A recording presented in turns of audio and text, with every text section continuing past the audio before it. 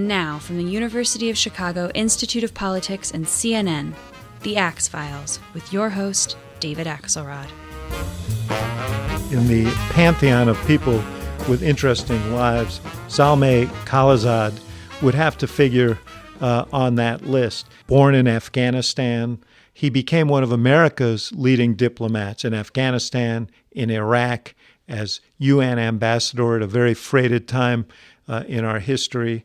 I had a chance to sit down with him last week at the Institute of Politics to talk about that journey and about the roiled world in which we live today. Ambassador, welcome. This is a bit of a homecoming for you here at the University of Chicago. We're here at the Institute of Politics. You spent a number of years here getting your doctorate. And one thing I wanted to mention to you is you wrote somewhere that your classmates here, having heard your story of early life in Afghanistan, calculated that it was a miracle that you had survived to that point. Why did they feel that way? Tell me about your early years. Well, thank you very much for this opportunity. Sure. It's a delight to be back at the University of Chicago. This place had a profound impact on me and on my trajectory. With regard to the observation, they had looked at my friends from the University of Chicago at that time at life expectancy for an Afghan, and it was quite low in those days, and I had already exceeded the life expectancy of an average Afghan, so they called me a miracle person. You actually lost a number of siblings growing up. I did, because Afghanistan was very poor when I was growing up. It still is poor, but I remember with a great deal of pain still. Tears come to my eye when I think about it. When my young sister was wailing for days, she suffered, in retrospect, I judged her was appendicitis, and there was no doctor. The only person that could come to see her was a person who worked in a pharmacy. Mm-hmm. And she could have lived if there had been perhaps a medical doctor, but there wasn't one, and she suffered so much. She died, of course, but the process that she went through until her death was extremely painful. These are lessons you must have carried forward in your years in diplomacy in the State Department and so on, because these are fixable problems. There are problems that are hard to solve, right. But that is a problem that can be solved if you can get the resources into communities to upgrade medical care for families like yours. Right. Oh, absolutely. Of course, when I came to America for the first time when I was 15 years old, and I saw the difference, it raised questions in my mind about why it was so different here and so difficult in Afghanistan. And was there something wrong? It raised even questions about us as Afghans at that time, as individuals. Were we less bright? Were we? And then I came to a judgment, no.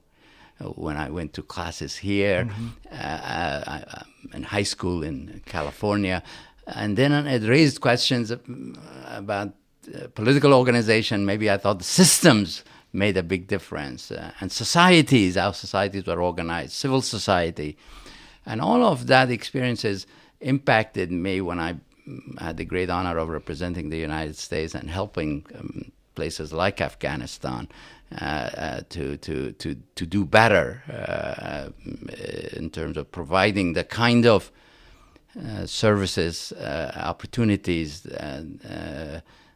that exist here, at least to put them on the trajectory to a better future. I want to ask you about that trip to America, but first I want to ask you about your parents. You wrote about your parents in your autobiography, and theirs was sort of a traditional arranged marriage. Right.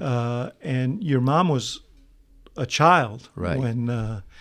So really faced with these kinds of challenges, probably not well fortified to deal with the illnesses and all of the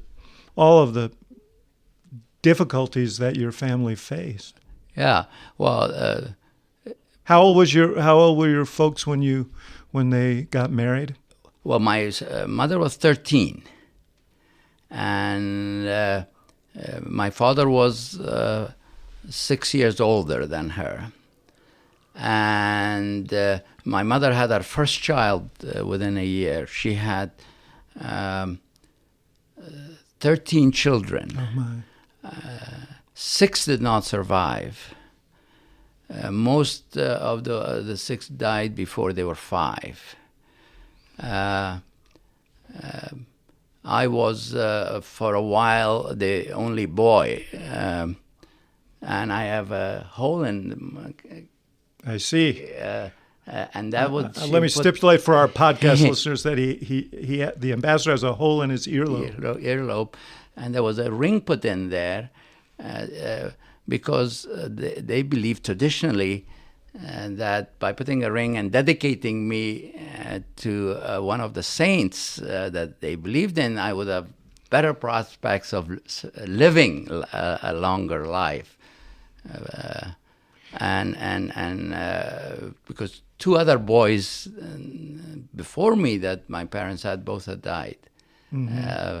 So it was a very, very difficult situation. You mentioned coming to the U.S. when you were 15. That was a program of the American Field Service, which was an organization that was started by volunteer ambulance drivers in World War I and World War II, on the theory that if we had exchange programs, cultural exchange programs, education exchange programs, that it would reduce the prospect of conflict. Right. So how did you come to be selected for that?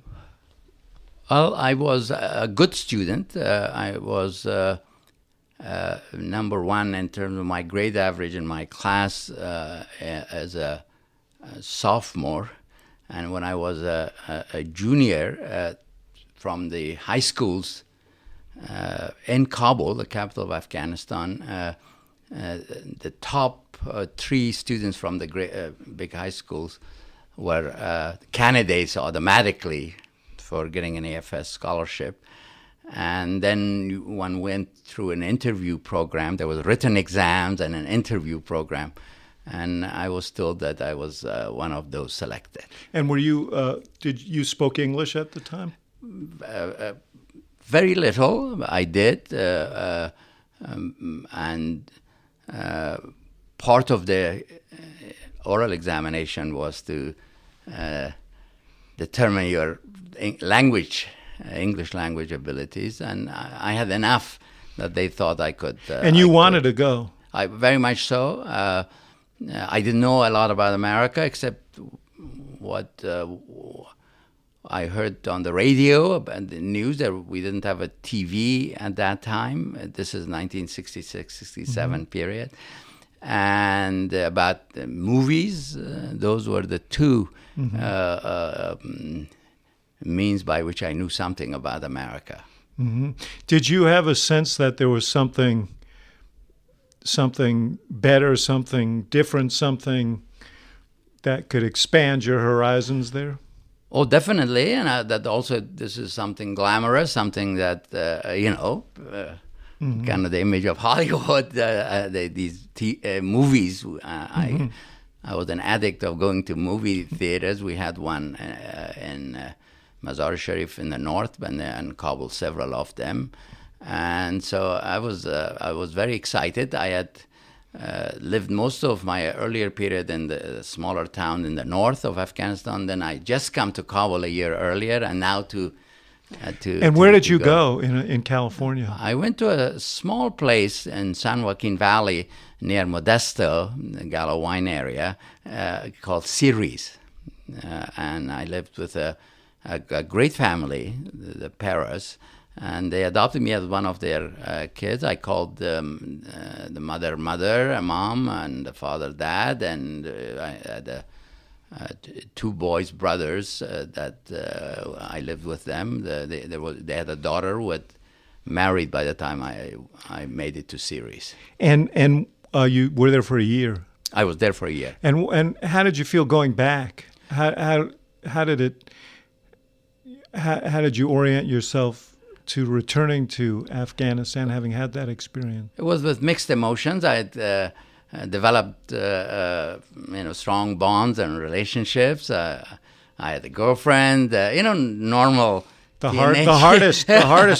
So here I had to go back, but I also was excited to see my parents and to tell the stories of what I had learned, what America was like, what living in Ceres was like, what going to school was like, because the schools in Afghanistan, high schools were segregated, boys and girls. A lot of things to tell my friends of my age as to what was America like. But then when I got there, I had a hard time communicating well, because half of what I would want to say came out in English, and they were teasing me about how I was showing off. But it took me a while to adjust back to the circumstances of Afghanistan. And then you went to the American University in Beirut. Right. What made you decide to do that? Well, that was also through a scholarship program, again an American scholarship program. The USAID gave in those days scholarships to students from developing countries, and they sent them to institutions closer to where they were, rather than bringing them all the way to America. And the American University of Beirut also made a huge impact on me. I learned a great deal about the Middle East that I didn't know about. Beirut is the fulcrum of various trends in the Arab world. It was a very tolerant place, open to all kinds of influences and ideas. And I became a great fan of American universities abroad. I did a podcast like this with Steve Kerr, yes, who is the coach of the Golden State Warriors, and his father, Malcolm. I knew his father, yes. Who tragically was killed, assassinated when he became president of the American University in Beirut. Absolutely. And, as I said, the impact was so great on me that when I was our ambassador to Afghanistan and Iraq, in each I used some of the resources that I had on behalf of the American people to establish an American University of Afghanistan and an American University of Iraq, where thousands are now are studying. Particularly important for young women from those countries, because parents tend to be more reluctant to send their daughters abroad. Huge issue. And I think now in both universities that are in Afghanistan, almost 40% of the university students at the American University are girls and young women. I feel like I want to make this point. You, as we'll discuss in a second, became a great asset to the United States, and also in some ways to Afghanistan in the service that you provided there. But this notion of providing the opportunity for people to get an education, women, and you mentioned women in particular, which is a particular problem and challenge in that part of the world, it seems like an enormously good investment. Oh. It seems like we ought to make that a real priority. I feel that way about foreign aid generally, that it is a very cheap way of building bridges of understanding, of avoiding conflict in just the way that the American Field Service founders hoped when they created the program that brought you to America. And yet there's such skepticism among, you hear all the time, well, we don't want to waste money on foreign aid. That seems like the most valuable investment we could make. Well, I completely agree that education, in particular, American-style liberal education, that, for example, the University of Chicago, as one of the great examples, offer, is extremely important. It opens the mind, critical thinking, agility in problem solving. It's great asset, opportunities for us when, as a result of education, countries prosper more, they develop. Not only it avoids, especially if they become democratic, also in the process, conflict, because democracies tend to less likely to go to war against each other, but also economic opportunities, cultural interaction opportunities. But on the development side, generally, I agree with you fundamentally, although we need to be better at, and I can say that based on my experience in two countries, Iraq and Afghanistan, where we invested a lot of, we put a lot of resources in, we need to be better at how to use those resources more effectively. Our institutions need to be reformed, how to do development better. Mm-hmm. We do great in terms of humanitarian assistance to save lives. But when it comes, how do you get a country like Afghanistan or a country like Iraq to become a free market, a thriving economy, our institutions, and to build civil society, and to build civil society, encourage political parties, from civil societies to parties. We're not as effective, as good as we, in my judgment, can be. And in my book, I try to offer some lessons based on my experience, because our institutions have become essentially contract managers, because we have privatized a lot of development activities.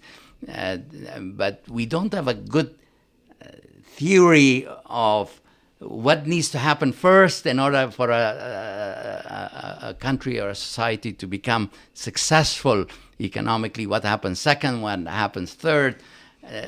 But we give contracts, you go build schools, we get contracts to go build clinics, not informed often by a strategy, that is well-founded and based on a lot of data. And so I think that's where we need to take another look at, are we well-organized to do development?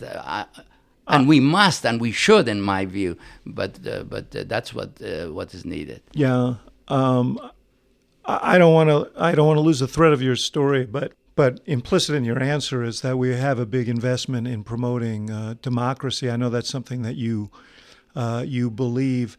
We live in a time when liberal democracies are being challenged in many different ways. It feels as if authoritarian impulses are taking root. We see it in Europe. We see it elsewhere. And how concerned are you about this trend? And do you think that this is a long-term challenge? Well, I'm very concerned, number one, and what you say is absolutely right. And it is a long-term challenge. There is the rise of nationalism, there is the rise of authoritarianism, and the mix of the two. And I believe, need to again rethink and reform our democracy promotion or support concept, strategy, and plans. Democracy in some transition countries have underperformed. in terms of providing for security, in terms of providing for economic development while minimizing corruption. In both Iraq and Afghanistan, that I know quite well, our effort to build a democracy came in the context of a huge struggle on this in terms of the security front, and also corruption increased dramatically, because one of the instruments that we use when we go to war in the American style of war is we throw money at problems. That's one of the weapons, our weapons. And I think some people who are against democracy have used the insecurity and corruption to attack the very concept of what a democracy, for some places, in particular circumstances, are the right approach, or whether you get more security if you lived in an authoritarian society. Yes. And because even some of our friends in the Middle East who feared the success of democracy in Iraq, that this could be contagious and spread, they were also... That's a dilemma, isn't it? A significant dilemma. But I think while minimizing and reforming, minimizing the problems by rethinking how this can be done more effectively, I continue to believe that democracy among all the alternatives is the best form. That it's not easy. It takes effort. It's not going to be a straight line. There is going to be setbacks, and you need to adjust to succeed. And there are things we need to do better. I'll give you a quick example. For example, in Iraq, we spend every month, when I was ambassador, billions on military side. But we had a lot of civil society groups that we encouraged. But when it came to political parties, and elections, which we insisted on as soon as possible, the neighbors were supporting Islamist parties. You will be surprised if I told you that I didn't have a penny to support liberal democratic parties, because we used to do it at the beginning of the Cold War with European democratic parties, but then we made some mistakes. And then a law was passed that we shall not interfere in elections. And that has been interpreted that we cannot support democratic parties financially to have a level playing field to compete with others. And you have to do a finding. You've served in the White House in order to do that. And a finding has to be briefed to several members of Congress. And that immediately gets leaked. And it defeats the purpose, because the agency through which you can do that is an intelligence agency. Yeah. These are fraught issues. I mean, we live in a time when interference in elections has become a very big issue. We need to think that through. How do we, in helping encourage democracy, democratic political systems, bring about level playing fields for liberal Democrats, for a democratic movement, while authoritarian systems, Islamist systems, authoritarian Islamist system, would have ways to interfere. And now with the digitization of the world, kind of cyber has become also a space and instrument in this regard, as we saw in our own elections. Of inflammation, yeah. Right. The other thing I wonder about is how democracy functions and competes alongside sectarianism of the sort that we've seen in the Middle East, and can commitment to democracy overcome some, these deep sectarian differences. You're a Sunni Muslim, and you're deeply attuned to the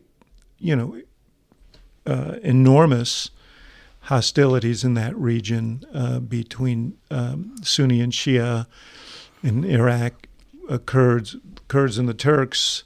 I mean, those seem to trump these sort of nascent democratic impulses. Well, for a time it does. These are phases that others have gone through. Think of of Europe during the Catholic-Protestant wars, the 30 Years' wars, that tore the European monarchies apart, and then they overcame it through an agreement on some rules, the Westphalia system, the state system that is now under challenge by sort of newly rising powers who don't have the same conception of the desirable order, is a post-Catholic Protestant war product between Catholic and Protestant monarch. So, yes, in the age of sectarianism in the Islamic world and the age of rise of ethnic politics,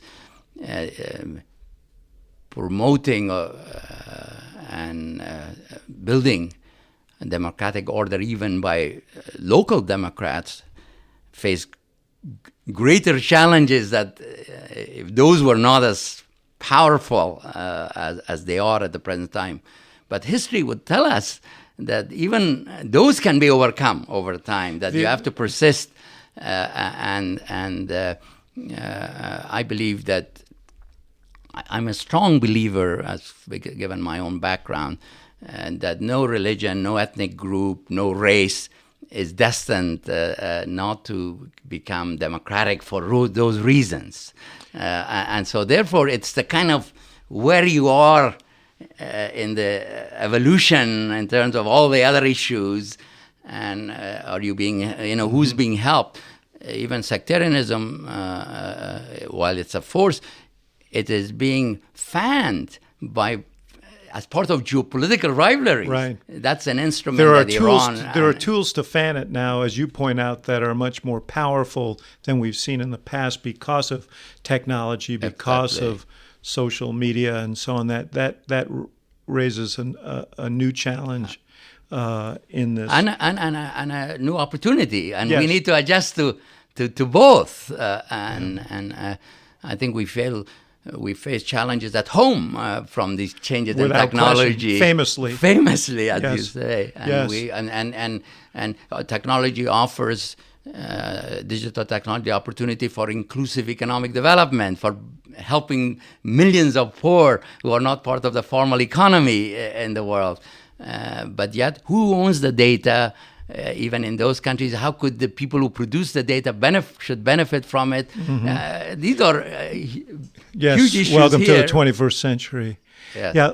So you were involved in when you left the University of Chicago. You taught at Columbia. You went to the State Department during the Reagan and Bush years.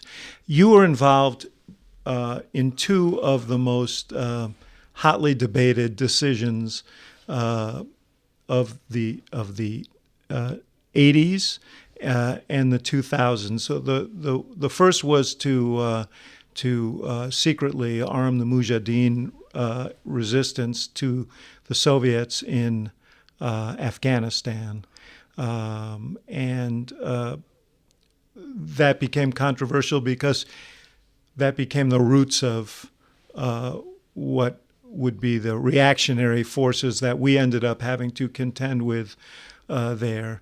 What are your reflections looking backward on that decision?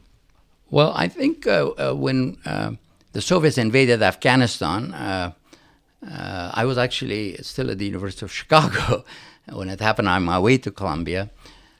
We, the United States, under the Carter administration and then continued under Reagan, came to a judgment that we need to confront the Soviets for this aggression. And there was an assumption at that How time. did you personally feel about that, by the way? Well, you still have family there. I had family there. In fact, I began to write initially under a pseudonym in the New York Times and the Washington Post, commenting on what was going on because I had family there. You were afraid that they would be affected, but then we got them out. But I was obviously very much personally concerned and influenced. But we made an assumption about the future of the Soviet invasion in Afghanistan that was reasonable. And since we are at the University of Chicago, it's very important to question always your assumption. But we made an assumption that was reasonable, but turned out to be wrong. That assumption was that given the size of the Soviet Union and the size of Afghanistan, given the history of how Soviet Union used force when a neighboring state became pro-Soviet, which was that once you join the Soviet bloc, there's no way out. The Brezhnev doctrine was dominant. So we assumed that the Soviets would ultimately prevail in Afghanistan. As I said, it was reasonable, but the Soviets did not prevail. But the effect of that assumption was that we didn't think about a post-Soviet Afghanistan because we didn't think there would be a post-Soviet Afghanistan. And what we did, we assisted any and all groups who wanted to go and fight. And those who fought the hardest, we assisted the most, and those were mostly Islamist forces. Now, the lesson is... including Osama bin Laden. I don't know whether we directly helped. No, but he was... Whether he was there, and we were aware of... and in fact, we encouraged even Arabs to come and fight, because Osama was not an Afghan, he was an Arab. Right. And we wanted to see a cost that the Soviets would pay vis-a-vis the Muslim world, the Arab world, in terms of what they were doing to their Muslim brethren in Afghanistan. But that assumption that they would prevail was at the root of it. Imagine if we had assumed that, no, the Soviets might withdraw and there could be a post-Soviet Afghanistan, maybe we would have been more selective. Now, some people have argued that regardless of the cost that we have paid, since the damage that we did to the Soviet Union, which may have contributed...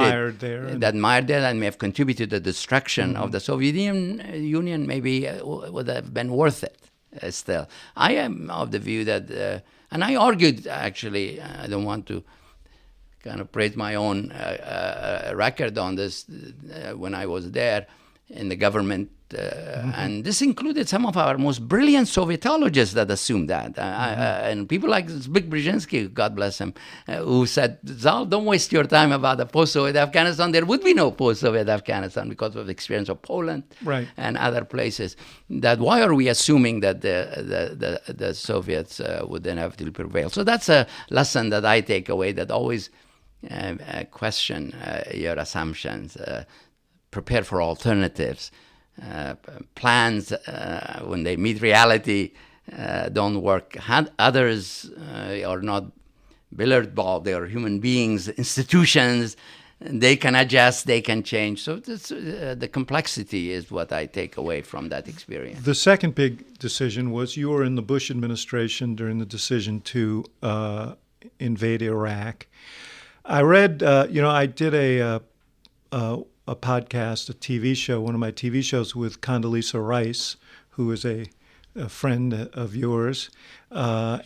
She wrote in that book about the fact that you were working hard to try and develop relationships and build bridges between the various factions in Iraq. And you had a project going that she wanted the administration to embrace and encourage, that got stopped.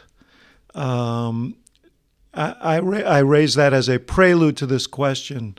I'm not even going to ask you the big question, which was whether we should have gone in the first place. But my question is, what went wrong? Well, if we could put aside the question of whether we should have gone in or not. Well, now that should we have? I guess. Well, I thought that myself, because I was at the same time that Iraq was going on, I was the president's envoy for Afghanistan. Yes. And the timing I was most concerned about, because I was... You wanted the resources devoted to Afghanistan. And I personally couldn't be as attentive to my responsibility as the president envoy with Afghanistan, as I was being constantly also asked to do things such as what you refer to as Condi, to get the Iraqis to come together on a vision for the future, should there be a change, should we invade Iraq. I do not believe that the President Bush, told the intelligence community to make up the intelligence with regard to Iraqi WMD. And 9/11 had a big effect on the attitude that if important problems are percolating, they could become even faster and become bigger, so you better deal with it in a timely manner. And Tony Blair had a huge impact on President Bush by presenting this proposition, and therefore that Iraq had to be dealt with. But putting that aside on the debate, that the fights internally we had, whether we needed to do it right then, or let's get Afghanistan in a better place, and then if Iraq has not... That was your attitude. That's what mine.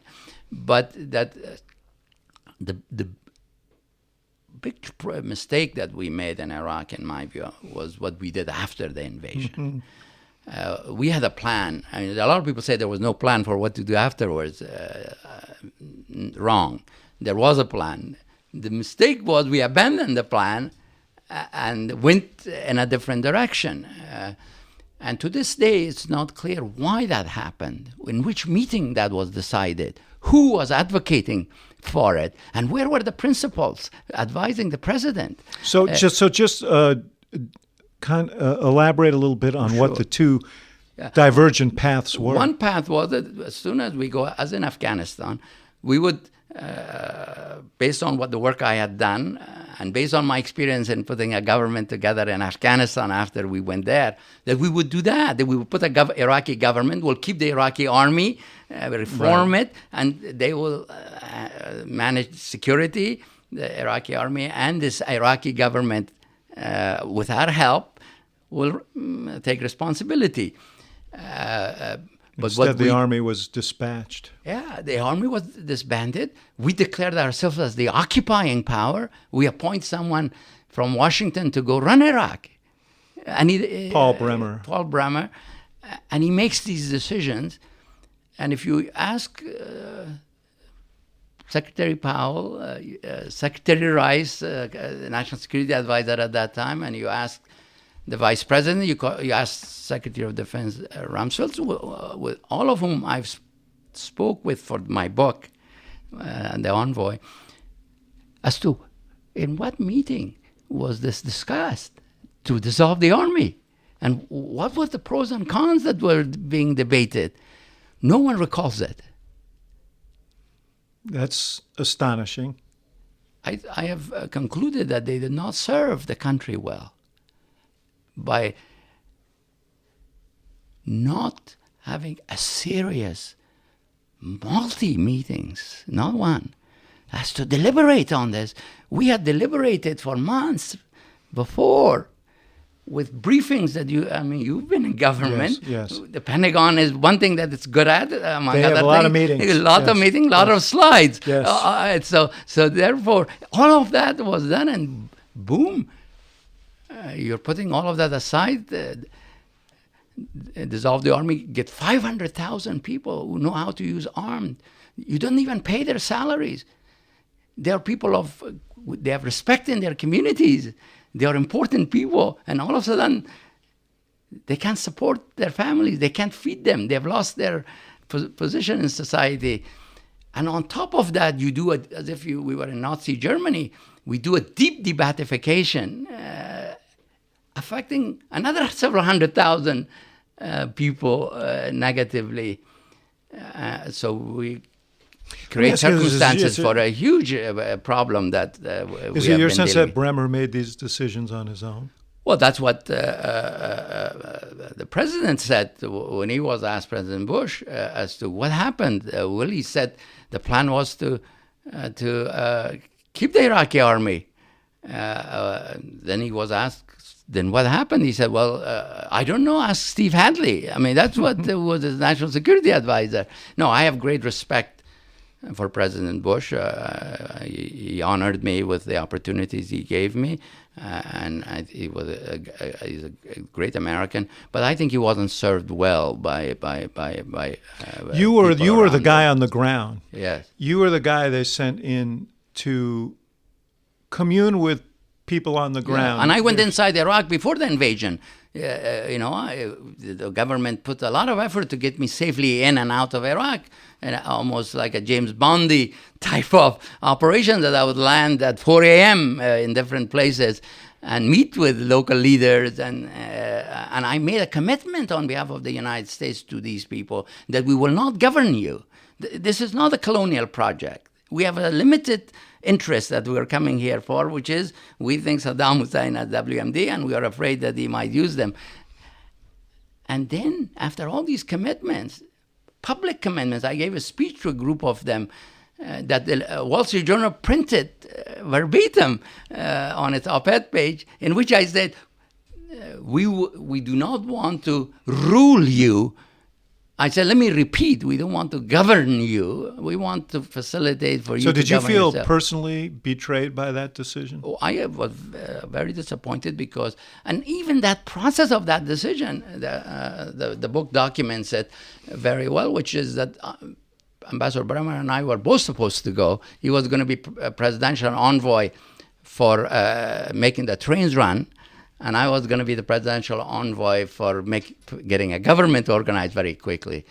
But then at the very last minute, again, Colin Powell called me when the decision was made that only Bremer would go. You got run over by the trains. By the trains, exactly right. Yes. So here is the Secretary of State. He called me, said, Zal, what deleted happened? And I said, I even joked with him. I said, Colin, you're the Secretary of State. You're calling a staffer to find out what happened. So it was that was not our finest hour. I think perhaps the war initially went too easy compared to what people expected, and there we became a little hubris. Mm-hmm. We can do anything. Yeah, and I think that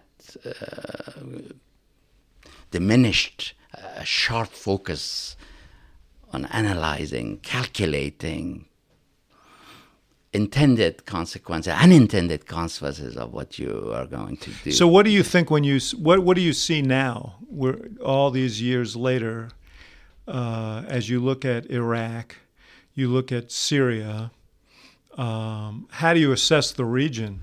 Well, the region is obviously in turmoil. It's going through one of the worst phases in its turbulent history. If you guys had gotten that right in the first instance, would we be in a different position now? No doubt. We would be. That doesn't mean there wouldn't be problems.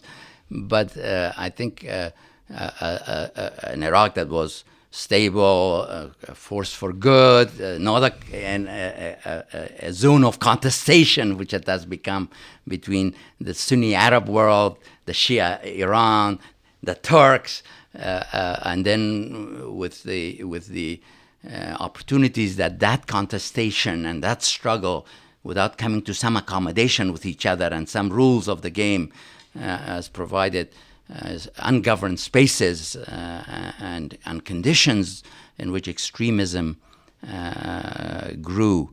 And my concern right now with Iraq is that we defeated Al-Qaeda in Iraq, which was a big problem when I was ambassador there. We tried to put a government of national unity together, and the extremists, the terrorists were trying to pull Iraq apart to defeat us by defeating through the politicization and taking advantage of the sectarian fault line. Mm-hmm. For that order that we wanted to Iraqis to have, not to succeed. Whether what happened after the defeat of Al-Qaeda in Iraq, which we did, whether that will be repeated, which is go back to extremism, we disengage, and then the fight among ethnic groups or sectarian groups starts, and another group, ISIS is the son of Al-Qaeda in Iraq, and whether we'll have the son of ISIS come back, or whether the Iraqis have learned the lesson that not to repeat the cycle that we saw before. And I'm hopeful that they've learned the lesson. You mentioned the Turks. One thing that you've spoken about, written about, is that when you went to the American University in Beirut, you made study of Turkey and Ataturk and the kind of secular democracy that or secular administration that he developed there. We see something different now. And I'm wondering how you assess what's going on in Turkey, where there seems to be an Islamification of government, right, to strengthen the... Sure.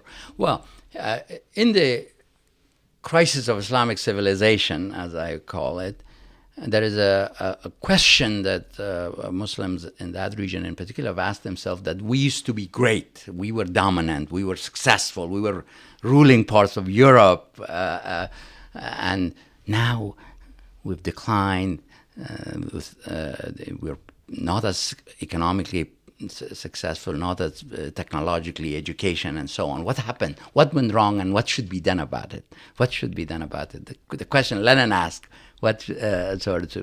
and one answer has been that you have to copy successful countries, separation of church and state, economic, free market economy, rule of law, and all the attributes of successful societies. That's one reaction, that we have to imitate the successful one. The other extreme has been, no, the reason we are not doing well is because we abandoned the true faith. That the closer we are to the Prophet's time, then we were successful. So we have to go bring back the Sharia and become more pure Islamist. And to struggle a permanent war, they believe, between the believers and the non-believers. That's kind of the alternative model. And Turkey embraced secularism, and some of the others have embraced other mixes. And now, unfortunately, in the case of Turkey, there is a resurgence of a shift towards Islam, and Ataturk's kind of legacy is being undermined by Mr. Erdogan. That's a mix of Islam and a kind of personal authoritarianism, a personal. He's a charismatic leader, great orator, is using those skills to establish a more Islamic, more authoritarian, a neo-Ottoman almost. Is not only his ambition is not limited to Turkey, for Turkey to make Turkey great again, to borrow from. I've heard that before. Yes, and that make Turkey great again is not only a bit of more Islam in politics, but also more Turkey in the world and the region. What are the implications for the U.S. in that? Huge, because I think we have swing states in our country. You've done domestic politics that matter a lot. I think we have swing states internationally too, and Turkey is, in my judgment, has been such a state. So we need to be very smart and careful, not to lose Turkey to a hostile camp, whether it's with the Iranians or with the Russians, or a combination. And I think we've made some mistakes in dealing with Turkey, whether it's with regard to Syria or even with regard to Iraq, with regard to the relationship.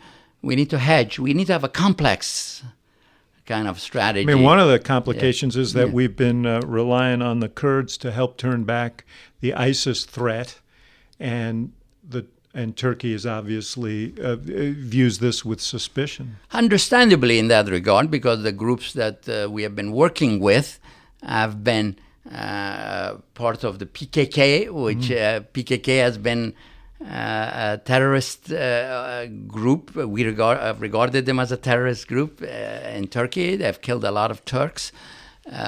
While the issue of Kurds in that region is one of the terrible legacy of the colonial era. I mean, these are borders that were drawn by Brits and French.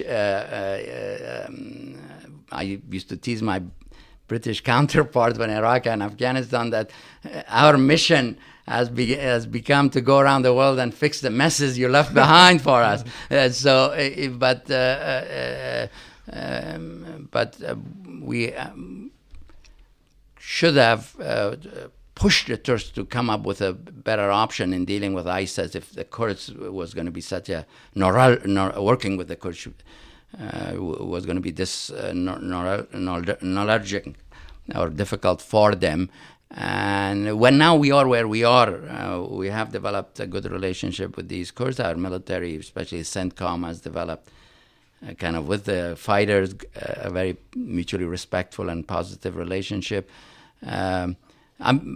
We've got to think about options as to how to preclude or minimize the risk of a break with Turkey, and how we.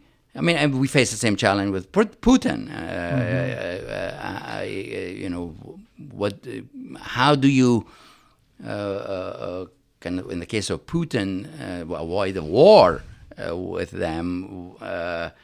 On this issue of these fraught relationships, you're an institutionalist. You were ambassador to the UN. That was the last post you held in the Bush administration. How do you assess this president's approach to national security and foreign policy, and what challenges does it pose for our allies and our adversaries around the world? Well, I think on the positive side, I think the new president being a disruptor to raise questions, raise issues that we know have been there for a while, or their new approaches to deal with them. We know that burden sharing among allies, for example, has been a significant issue.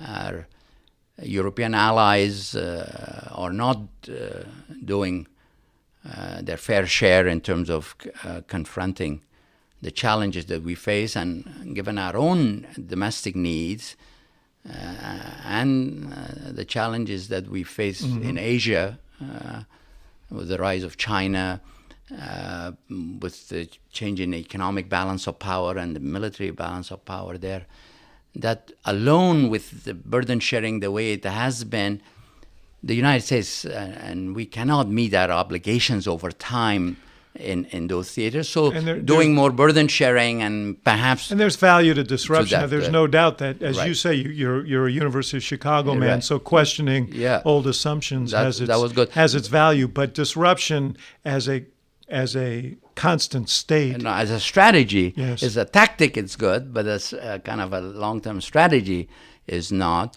So I was not in agreement with Mr. Trump when he was a candidate, and he asked me to introduce him to give his big foreign policy address, and I did. And one of the issues that I raised with him was that I would need an assurance that the alliances are seen as an asset at the end of the day, and that among a couple of other issues that I raised with him before doing that, and also on the condition that I could also introduce other candidates, that I would be open to doing that. But in any case, I think these alliances are extremely important. It's to our benefit, it's to the benefit of the world. But yes, some disruption. I think the balance has moved in a positive direction from the campaign time with regard to the alliances, and that people like McMaster and Mattis and others have had a salutary effect. If you look at the... Although McMaster's gone now. Yeah, he's gone. John Bolton was your predecessor at the Right, UN. yes. What kind of impact do you think he'll have there? I was of the view that if the president wanted a strong advocate for a point of view like John is, he's a smart guy, a great advocate, maybe he should have given him an institution to run. But because the National Security Advisor is A broker role, and can a strong advocate be a good broker? We'll have to see. You spent 2 years cleaning up after him a little at the United Nations because there were some fraught relationships there. Do you see him as a conciliatory force between various competing the key role that he will have to play has to be to give the president an honest account of the views of the principals, Secretary of State, Secretary of Defense, and others. Because there are two ways, and two options. One way is to, with a strong belief of one's own, to paper over differences and say everybody's agreeing to this point of view. But while in fact there are very significant differences, and that can get a president strategy in difficulty when the going gets tough. Or to give him honest options that your Defense Department wants this, your State Department wants that. Knowing Bolton as you do, which path do you think he'll take? Well, I hope he takes the second path. I didn't ask you what you hoped. I asked you what you thought. Well, I hope he doesn't do the paper overing of differences and use the process for advocacy. That I think would not serve the president well. On the issue of Syria, as we sit here and have this conversation, the president has signaled earlier in the week on Twitter that an attack was coming. First of all, was that wise to do that? And secondly, assuming that an attack goes forward, which now seems almost inevitable, what is the likely impact of that, and how much will it further enmesh us in Syria? Well, I think the objective, if we do something, must be to deter the use of chemical weapons against civilian population in Syria. Well, we hit him once last year. That wasn't enough, obviously, to do the job. So if we are to deter, it may require a much bigger effort, maybe a campaign that lasts several days to convince Bashar and his supporters that the use of chemical weapons is very risky. The dilemma is whether you can do that without involving the Russians. Without getting into a conflict or confrontation with the Russians. And I thought that to give the president the benefit of the doubt, that his tweet might be part of a game of chicken with Putin that says, we're coming, we're going to do this. I've thrown the steering wheel out of my car. Let's talk about, something that prevents or avoids or precludes escalation. So maybe there is some shadow boxing or actual discussion going on what would be sufficient for us to do and does not risk that escalation. Or maybe he's thrown the steering wheel out of the car. He has, in my judgment, by that tweet as would indicate that in a sort of what I learned at the University of Chicago is now the burden he has put by that on Putin. Mm-hmm. Would he respond or would he work for a kind of strike in which he could claim that some missiles were shot down, that he's not entirely humiliated? You talked about your discussions with the candidate Trump about introducing him. You must have felt something about the targeting of Muslims as part of his campaign. Did you talk to him at all about that? I did. I told him that one thing I didn't want him to do, if he wanted me to introduce him, was to attack Islam or Muslims as a category.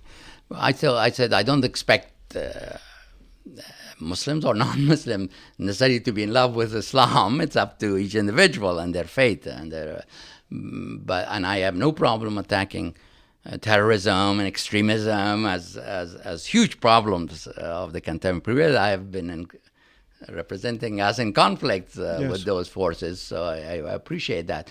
But you don't want to, even whatever kind of beliefs one has, but as potential president of the United States of America with global role, with a country that's very diverse, to unite over 1 billion people against the United States by attacking their faith, and I have to say that he went along, and at least in the speech he did not. Yes. What about in his policies with the travel ban and so on? Are these things counterproductive? Well, I think that we know that terrorists would like to use whatever way or means they can to inflict harm on us, and therefore, as a category of concerns, to make sure that terrorists do not use our immigration or our visit visa as a way to come in. I mean, during the... Of course, but that's different than assuming that everyone who is of Muslim faith would be... That is where I made my point with him, that a more sharply focused on terrorists and extremists is the right approach. During the Soviet period, I came here initially as a student. You had to sign documents and be vetted whether you had any communist affiliations and so forth, whether you had ever joined a communist party. I mean, something, this is well beyond my area of expertise. We're talking about immigration that is vetted with regard to terrorism or extremism relationship, that makes sense. But to say that to have a category as broad as all Muslims, that obviously would not serve the national interest and would be inconsistent with our values. Do you think that was motivated by national security concerns, or was it motivated by politics? Oh, well, I don't know. I don't do internal politics, so you would be a better judge on that. I thought that it was motivated by national security concerns. At least that's the impression I got. It wasn't in terms of Islam being alien to America and we don't want them here, that sort of issue. It was the issue of terrorism and extremism. Well, Ambassador, it's great to have you here. Fascinating. The book is The Envoy from Kabul to the White House, My Journey Through a Turbulent World. A great read and such an interesting life. Well, thank you, David. It's a great pleasure to be here at the University of Chicago. Congratulations on this great institute. Thank you. Come back often. And I look forward to that. Thank you. Thank you for listening to The Axe Files, part of the CNN Podcast Network. For more episodes of The Axe Files, visit cnn.com/podcast and subscribe on iTunes, Stitcher, or your favorite app. And for more programming from the University of Chicago Institute of Politics, visit politics.uchicago.edu.